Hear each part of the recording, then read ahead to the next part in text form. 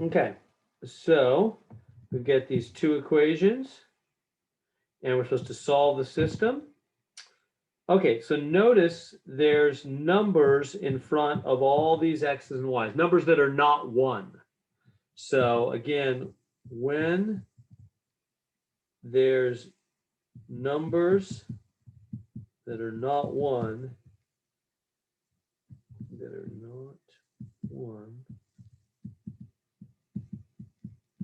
in front of every x and y, use the elimination method. It's called elimination or addition.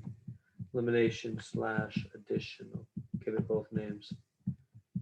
Okay, and so how do we do that? What do we do? Well, step 1, multiply top and bottom to make either the x's or the y's opposites. I want to make the x's or the y's opposites. So let me bring this down. So minus 6x plus 2y is 22, and then minus 9x plus 3y is 36. So what could you do to make them both opposites? Well, what could you multiply both this and this, let's just do the x's, by to make them the same number? You could make them both 18. Now you might be thinking, well, 54, 6 times 9 is 54. Yeah, but it'd be even easier to make them 18. You see that? Or you can make these guys both 6. It doesn't matter. Either way is fine. Do whatever you want. So I'm going to come up here and I'm going to go times 3. Actually, I'll do negative 3 because that'll make that plus 18, right? If I multiply that, it'll be plus 18x. And then the bottom equation, I'm going to multiply by 2, and that'll be minus 18x. Everybody see that? I'm making those x's opposites. That's the name of the game. Opposites. Multiply the top and the bottom equation. However you might name anything. Well, could we have done 9 and negative 9 and positive 6? Yeah, that'd work too. You make them both 54.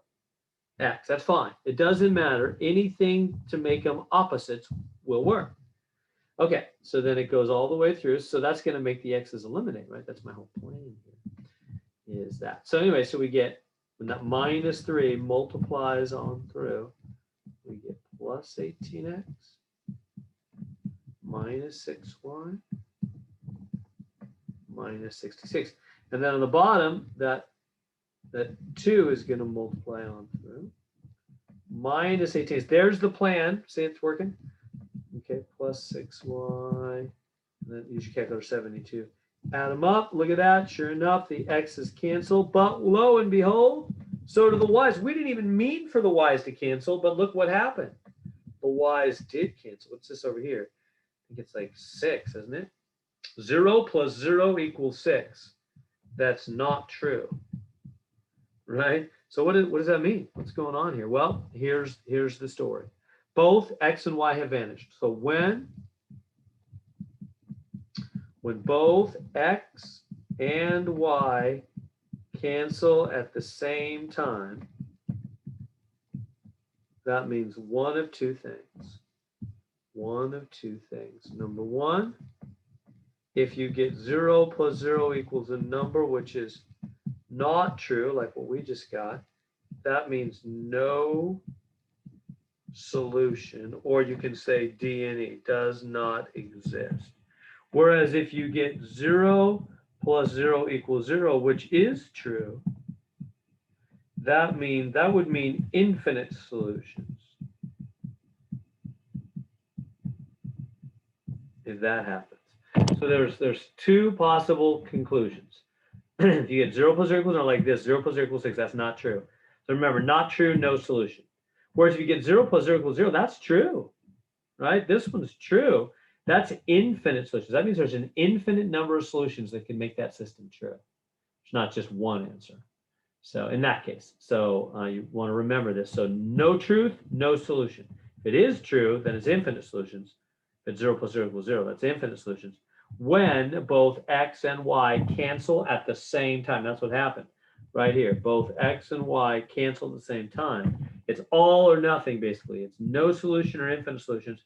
Ours is D in E. It's no solution because it's not true. Meaning there's no x and y that could ever make this true. Could ever make both equations true at the same time. It's impossible. There's no x and y that plugged into both equations will make both equations true at the same time. It's impossible. There's no solution. It does not exist.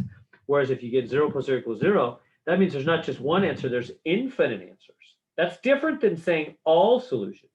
Not everything's a solution, but there are infinite different answers. That's a different case. That's 0 plus 0 equals 0. So there we go. This one comes out D and E.